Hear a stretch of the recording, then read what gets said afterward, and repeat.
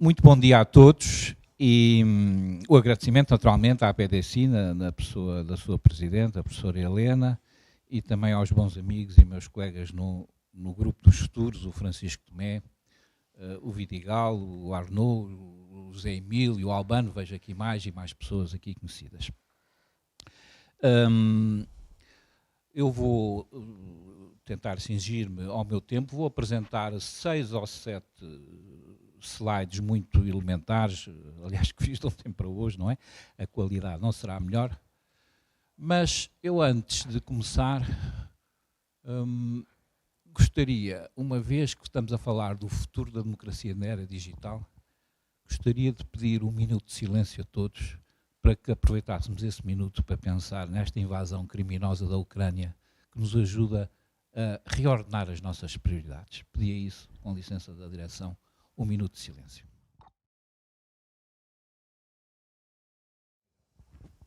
Muito obrigado a todos. Este minuto de homenagem às vítimas desta guerra. No século passado dizia-se que o que não se pode explicar em 15 minutos é inexplicável, pelo menos nestas áreas das ciências sociais e humanas. Eu acho que o assunto já se complicou. Hoje em dia o que não se pode explicar em 1 ou 2 PowerPoints nestes assuntos talvez seja também inexplicável. E, embora eu venha de uma área que é muito remota, como disse o meu amigo Luís Vidigal, a filosofia política, o que significa, por um lado, que nós tentamos livrar-nos do crioulo do economês, tipo Zeinal Bava, ou do crioulo da geopolítica, que de certo modo encara as sociedades apenas como forças únicas, sem pensar que as sociedades são feitas de pessoas. O certo é que nós temos também que simplificar as nossas mensagens. E, com a ajuda da Bruna, então, eu pedia que passasse aqui o primeiro dos slides, que aliás vão ser relativamente repetitivos para avaliar a democracia na era digital. O que está aqui referido, as letras talvez sejam um pouco pequenas para o fundo da sala, mas são bastante evidentes, é que os sistemas democráticos, sejam no sentido amplo, como dizia o Vítor Ângelo, do mundo real da democracia, chamou-lhe assim Macpherson, o cientista político canadiano há muitos anos, tudo são democracias, mas com incidências diferentes. O mundo real da democracia está inserido e está polarizado por uma série de atratores ou de vetores. As questões da globalização, aqui não é sequer preciso enunciá-las, todos têm o seu conceito, já vamos ver isso melhor. As questões da localização, as questões do planeta em que estamos situados e, finalmente, as questões do digital. Isto é, falar da democracia na era digital é encarar um sistema que nós conhecemos nas suas realidades, na sua teoria, sabemos que teoricamente tem 2500 anos, não é bem assim. Na verdade, o que chamamos de democracia, aquilo que os gregos chamavam de democracia, tem um outro nome para ele, chamava-se oclocracia, o governo das massas, ou o poder das massas, quando para eles democracia, ainda hoje, na segunda Constituição grega, um demos, plural demoi, significa mais ou menos para nós o mesmo que um concelho ou uma região. Quer dizer, a democracia não é o governo do povo, a democracia é o governo do povo articulado, que é uma coisa muito diferente. É o governo do povo organizado. Uma massa popular, por si, não dá democracia. Só dá se for organizado. Portanto, isso é uma ideia básica que nós comunicamos em filosofia política. Democracia não se traduz por governo do povo, simplisticamente, mas sim por governo do povo articulado ou organizado, enfim, nas suas instâncias de decisão. E depois há muitas, digamos, fontes para comprovar isso. Ora, é este governo do povo articulado que se tem que, no nosso tempo, confrontar-se com estes vários atratores, isto é, campos de força e de atração que mexem nele. Slide seguinte, e como vão ver, não são muitos slides. Nós estamos numa fase da globalização em que já tivemos mais certezas, em que há 20, 30 anos atrás, por exemplo, os termos, o 5º relatório do Clube de Roma é já sobre a globalização, estamos em 1980, já se fala de que ela vai começar e que vai ser positiva, vai aumentar a riqueza, O que não quer dizer que não tenha já, também na altura, identificados uma série de riscos quanto aos recursos naturais, à exploração excessiva, etc. Contudo, em 2022, claramente nós estamos numa fase da globalização onde há uma globalização mais, continuamos a apreciar os progressos e as qualidades e as vantagens que ela nos traz, mas há claramente uma globalização menos, quer dizer, um conjunto de deficiências, de uniformizações, de perdas de qualidade que resultam também da própria globalização. O tal mundo plano, o mundo McDonald's, o mundo... isso ainda num sentido consumista interessante, mas se for o mundo, como se falava há pouco, do controle facial e total através da era digital, então isso é um resultado da globalização menos. Ao mesmo tempo, como resposta à globalização, surge, como sua outra face, a importância do local. Vamos aqui ser diferentes, vamos ser independentes, vamos ser nós.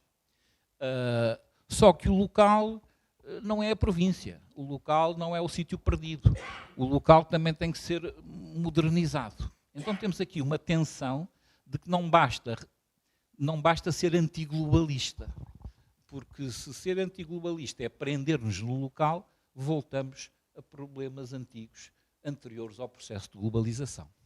Então, o que eu estou a chamar a atenção é que não se pode falar da globalização como uma realidade única. Ela tem facetas positivas e negativas e também não se pode falar do local como uma realidade única pelo mesmo modo, depende de como é que ela é gerida e articulada. Slide seguinte, se faz favor. O que está aqui nesta série de esferas é uma espécie de, enfim, de condensado de um sistema democrático. Os nossos sistemas democráticos, a partir da sua forma liberal, da Revolução Francesa, enfim, os norte-americanos gostam mais de dizer que começou naturalmente na América do Norte, mas apesar de tudo é uma experiência muito localizada e de qualquer modo começou na América do Norte com ideias europeias, convém não esquecer. E portanto o liberalismo é uma experiência europeia, transplantada primeiro a um sucesso para essa zona remota que era a América do Norte e do Sul, ninguém se importava muito, porque era longe, era indiferente, mas a partir da Revolução Francesa isso tem outro impacto em todas as nossas sociedades e o facto dela se dividir numa direita e numa esquerda, o facto dela votar em urnas, não é propriamente a palavra mais inspiradora da democracia, pois não, votar em urnas, isto é, o facto de ser um voto individual, é isto que está em jogo, vem desde então e a clássica divisão entre esquerda e direita, na origem entre girondinos e jacobinos na Assembleia Nacional Francesa, acaba por ser, reparem que já passaram 230 e tal anos desde que esta divisão direita e esquerda foi feita e aparentemente não saímos dela. Claro que saímos, como vamos ver assim, por boas e más razões, mas ela continua a marcar profundamente a nossa organização democrática em função de clichês do que são a liberdade e do que são a igualdade, clichês esses que estão profundamente desafiados precisamente pelos vetores do planeta e pelos vetores digital, quer dizer, pelo muito grande e pelo muito pequeno, que nós vemos intervir e modificar todas essas características da democracia. Slide seguinte, se faz favor. Aqui não precisava de explicações, mas isto é para os muito distraídos, digamos assim. Então o que é que seria no espectro partidário de qualquer país europeu, o que é que isto significa de que as forças políticas, sejam de esquerda ou sejam de direita, mais à esquerda ou mais à direita, distribuem-se diferentemente perante a globalização e a localização. Eu penso que o quadro não é autoexplicativo, mas também se pode discutir se está correto. Eu diria que, no essencial, pelo menos quanto à matriz de origem das forças políticas aqui identificadas, elas estão a evoluir, aliás, algumas a desaparecer, mas do ponto de vista da matriz original destas forças, nós vemos que em todos os países europeus, nas democracias estabilizadas, e na Inglaterra, reparem que tem pouco mais de 100 anos. as mulheres em Inglaterra só passaram a votar a partir de 1919, a partir à Primeira Guerra Mundial. Quer dizer, votavam com as mãos e com os pés porque estavam nas fábricas a fazer as munições que os seus maridos, namorados e filhos usavam e morriam na frente de combate. Mas depois desse esforço todo de uma geração de mulheres inglesas, foi-lhes só, em 1919, reconhecido o direito de voto. Portanto, no fundo, temos 100 anos de democracia na Europa, não temos mais. Em Portugal temos democracia desde 76, são as primeiras eleições universais, digamos assim. Ou seja, é um fenómeno extremamente recente, é aqui que eu quero chegar.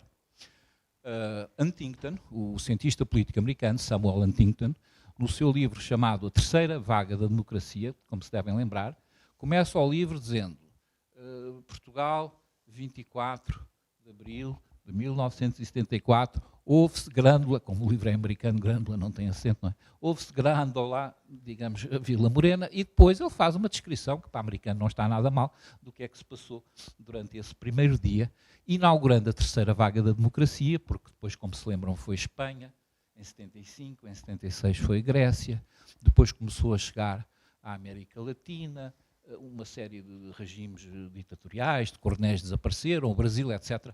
Ele chama a isso, chegou à África do Sul, finalmente, e depois também, por razões diversas, à Europa do Leste. Portanto, são 15 anos em que a democracia se expandiu em condições de crescimento da globalização, uma altura ideal, portanto, o 25 de Abril aproveitou-se uma janela, portanto, os oficiais, realmente o Mel Antunes aproveitou bem Luanda para ler os livros, e é o momento decisivo em que era o máximo de globalização com o mínimo de resistência internacional para poder mudar o regime e para poder fazer a democracia. Foi uma janela quase única. E por isso teve tanto impacto. Essa terceira vaga da democracia, que em Portugal estabilizou as forças, naturalmente, criou uma distinção entre forças interessadas na modernização do país, isto já tinha tido paralelos noutras democracias europeias, modernização que é decisiva para entender estas questões de fundo. Há 3 ou 4 autores, e aqui na sala muitos os conhecerão, como Anthony Giddens, como menos conhecido talvez Ulrich Beck, e talvez ainda menos conhecido, mas quanto a mim mais importante, Bruno Latour. E fico-me satisfeito porque indiquei um inglês, um alemão e um francês. Eu, nesse sentido, sou um europeísta. Ora bem, estes autores que vêm de raízes diferentes chamam de facto a atenção de que somos europeus, mas a Europa, que se identificou durante muito tempo com a modernização, ser europeu era ser moderno, era modernizar, e também não precisa definir isso de uma forma demasiado complexa. O certo é que nós chegámos a uma fase, dizem eles, de modernização reflexiva. Encontramos os limites da modernização. Nem toda a modernização é útil. Nem toda a industrialização, por exemplo, é recomendável. Nem todos os cortes com a natureza, ou com a província, ou com o local, se revelaram benéficos ou positivos. E é isso que introduz um elemento, não de antimoderno, também há movimentos antimodernos, mas um movimento de reflexividade da modernização. Afinal, que modernidade é que nós queremos? E este é um assunto decisivo, porque a modernidade trouxe para os países europeus, a começar com Portugal, que é com Espanha um iniciador da primeira fase global e, portanto, a modernização, trouxe para o contacto com a Europa o mundo inteiro, que nós tratámos como colónias, que explorámos, tão bem ou pior que os outros. Aliás, segundo os especialistas, o colonialismo português era o mais ineficaz, era o mais incompetente, era aquele que conseguia menos créditos das suas colónias, isso está relativamente estudado, mas isso não tira que é um processo de relação do centro do mundo com as suas periferias que está ultrapassado e creio que todos os refugiados e imigrantes que chegam agora à Europa estão como que a dizer-nos, mesmo sem falar, vocês foram lá, porque é que nós não há de ser a nossa vez de ir ter convosco?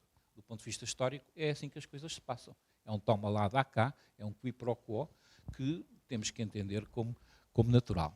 O certo é que este miolo do sistema democrático, estabilizado há há pelo menos 100 anos, com partidos de direita e de esquerda, em que uns são globalistas, mas que outros fazem tração para o local.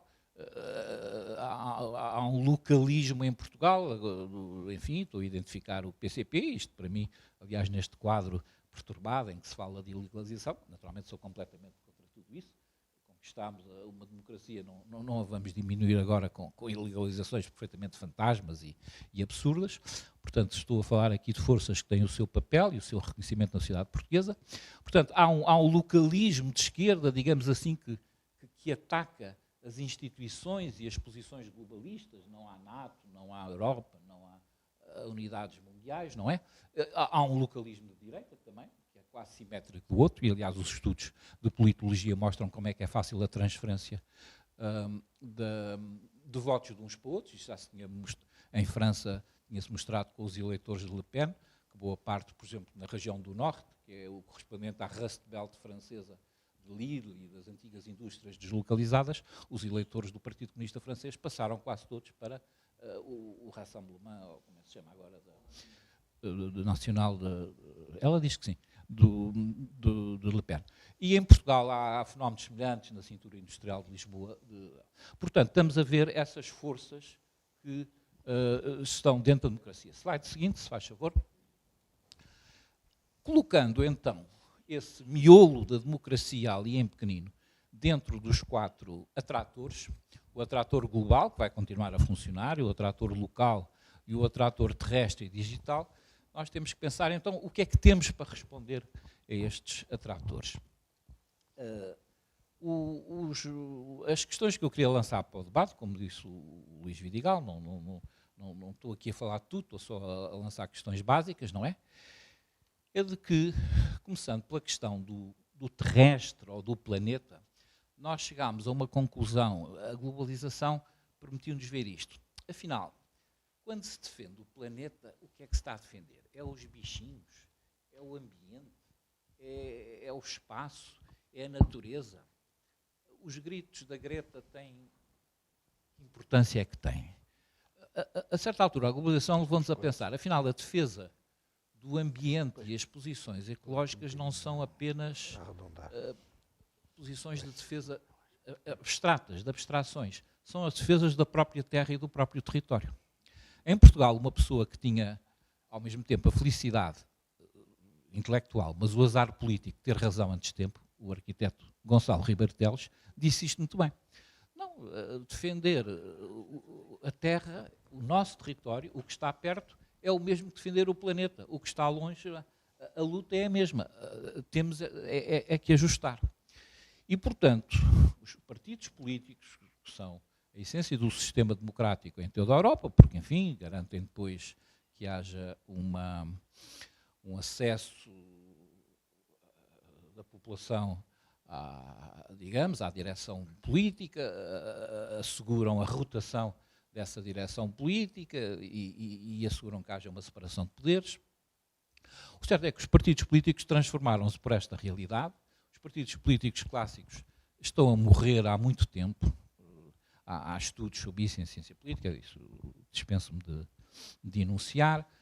No fundo, por muitas razões, como dizem os italianos, que percebem um bocadinho de ciência política, tornaram-se partidos pigliatuto, cola tudo. Isto é, desapareceu um fundo ideológico forte, desapareceu uma doutrina, e o que é preciso é fazer uma boa campanha para agarrar eleitores. Ao mesmo tempo, eles tentaram incorporar doutrinas verdes. Todos os partidos têm certos verdes, mesmo os verdes que eram vermelhos. Está. O certo é que esta ideia de que é preciso reestruturar as estruturas partidárias democráticas por forma a responder ao atrator terrestre, sim, isso é verdade. Contudo, os verdes trouxeram as ideias novas, mas não trouxeram, de certo modo, procedimentos novos. Parecem partidos ainda decalcados do antigo.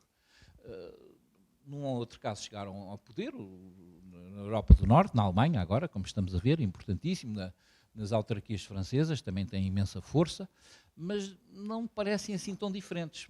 Há, portanto, aqui questões ainda a resolver da evolução da democracia na Europa, é disso que estamos a falar, não do mundo inteiro, que tem a ver como é que é possível os partidos clássicos, ou novos partidos, ou com os verdes, responderem à tal modernização que já não é só feita entre o global e o local e o terrestre. E depois, o outro atrator, o 4.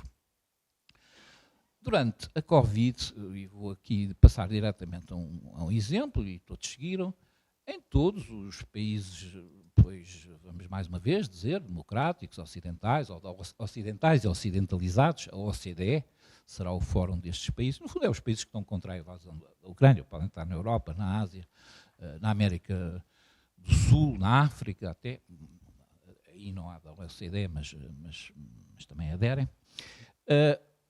Esses países das democracias são, ao mesmo tempo, contentores de grande desenvolvimento digital, com uma enorme profusão de redes, com esses sistemas, 4G, 5G, não sei se já se fala da 6G, mas pode-se falar da NG, por aí fora. Essa capacidade de comunicação veio transformar, de facto, a vida democrática. Veio criar, no fundo, o que se chama a possibilidade do referendo permanente. Há uma velha frase em ciência política que pertence a um homem do século XIX chamado Ernest Renan, que dizia: a nação é um plebiscito quotidiano. Porquê? Porque não está garantida. Ou como se diz agora, é um estado de espírito. Isto é, ou se acredita ou não se acredita. Naturalmente, depois há meios institucionais e meios e linguagens para fazer acreditar e para transmitir. As tecnologias digitais vieram dar um sentido muito forte e muito operacional a este plebiscito cotidiano. Porque, eu há bocadinho deixei um exemplo para trás, mas eu vou voltar. Porque, por exemplo, as tecnologias que permitem as moedas virtuais, assunto no qual não tenho pessoalmente grandes expectativas, não quer dizer que não sejam muito interessantes. Mas a tecnologia que as permite, a tecnologia da blockchain, no fundo é uma tecnologia de referendo permanente. É como se nós estivéssemos aqui à volta desta mesa quadrada e todos conhecêssemos os pensamentos políticos uns dos outros, já não entre os outros, porque isso seria uma devassa, mas se todos conhecêssemos os pensamentos políticos uns dos outros, possivelmente nós chegaríamos a acordo. Veríamos o que é que queríamos, o que é que não queríamos, que compromisso é que aceitamos, e em vez de uma conversa interminável, bom, esse referendo permanente levaria a uma decisão. Quando os problemas podem ser completamente quantificados, como é o caso da criação da moeda digital, isso é fácil, é por isso que se cria a moeda digital com um sistema de referendo ou de creditação, como é o blockchain. Será que isso pode chegar à democracia? Isso chega aos pequenos grupos. Os pequenos grupos chegam mais facilmente a acordo porque encontram formas de comunicação quase perfeitas e rapidamente emerge uma decisão sem mais confusão.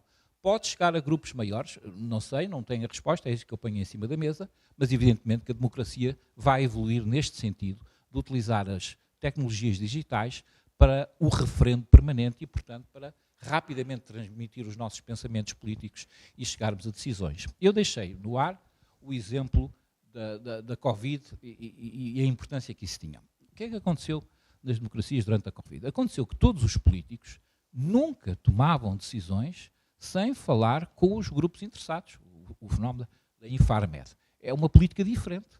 De repente, em vez de me dizer o primeiro-ministro, ou o ministro da Saúde, ou o ministro da Administração Interna, enfim, todos os que tivessem um papel a dizer, iam ouvir os técnicos. Espantoso. Bem, aqui à volta desta mesa pode haver muitas avaliações. Portugal até é considerado, pelo menos, um case study do ponto de vista da aplicação da vacina e de conseguir contrariar a Covid. Isso é mais ou menos aceitável. E, a meu ver, isto tem a maior importância para a evolução da democracia. Porquê? Porque o que é que se conseguiu em que os políticos ouvissem os cientistas, ou os técnicos, ou apenas os cidadãos e as pessoas interessadas? Não é preciso ser um cientista, ou professor doutor, ou ter uma bata branca e dizer lá coisas. Não, é ouvir os que sabiam e que estavam interessados. Significam que, em vez de haver um parlamento das pessoas, como diz Bruno Latour, numa expressão genial, passou também a haver um parlamento das coisas. O vírus falou. É muito importante ouvirmos o vírus. Era muito interessante ouvirmos a voz do petróleo. Não, nós não ouvimos a voz do petróleo, só ouvimos a voz dos lobistas do petróleo, que é uma coisa bastante diferente. Era muito interessante ouvirmos a voz dos recursos naturais, ou a voz dos animais, etc. O Parlamento das Coisas é esta realidade que vai evoluir também, porque nós temos capacidade, através também da informação e da ciência, de saber o que são as coisas e, portanto, dos recursos naturais e do seu impacto nas políticas humanas. Último slide. E ainda mais? Exato, porque se não mudasse de cor não era uma apresentação séria. E neste último slide, o que eu quero chamar a atenção é que esta transformação da democracia na era digital, de facto, mostra que nós já não nos guiamos apenas pela antiga flecha do tempo, que era a flecha da modernização, que é a flecha que nos leva a pensar, o futuro vai ser melhor. Para o ano vamos ter mais pensões, o salário vai aumentar, posso estar seguro com os meus filhos ou netos, sim, os investimentos, o PIB vai crescer. Bom, isso era de antes. Essa é a antiga flecha do tempo em que medíamos tudo de que o futuro ia ser melhor. Não é isso a modernização refletiva. O futuro pode até ser bastante pior. Num certo sentido, e eu comungo dessa reflexão, nós vivemos nas ruínas da modernização. Num certo sentido, nós vivemos, como disse um célebre autor alemão, no naufrágio com espectador. A dúvida é se estamos a naufragar ou se estamos só a ver os outros naufragarem. E, portanto, nestas ruínas da modernização e neste naufrágio com espectador a que nós assistimos, há uma nova flecha do tempo. O problema não é só saber o que é o futuro, o problema é o que é que vamos fazer já, com o nosso território, com o nosso planeta. Isso, para mim, é decisivo. E, por outro lado, isso é tão decisivo que o mundo digital, ao trazer-nos os conceitos de simultaneidade e de singularidade, fica para debate se a singularidade é atingível ou não, talvez não seja, mas não interessa, mas é um limite, digamos assim. O certo é que o mundo digital, ao trazer os conceitos de simultaneidade e singularidade, faz-nos também pensar o tempo de outra maneira. Assunto, para nós, é ótimo que dá-nos imensa profissão em filosofia falar o que é o tempo, mas não vos quero aborrecer com isso. Mas tem um impacto prático absolutamente decisivo do ponto de vista da evolução das democracias. Era isto o essencial que eu vos queria deixar aqui para dizer, e obrigado.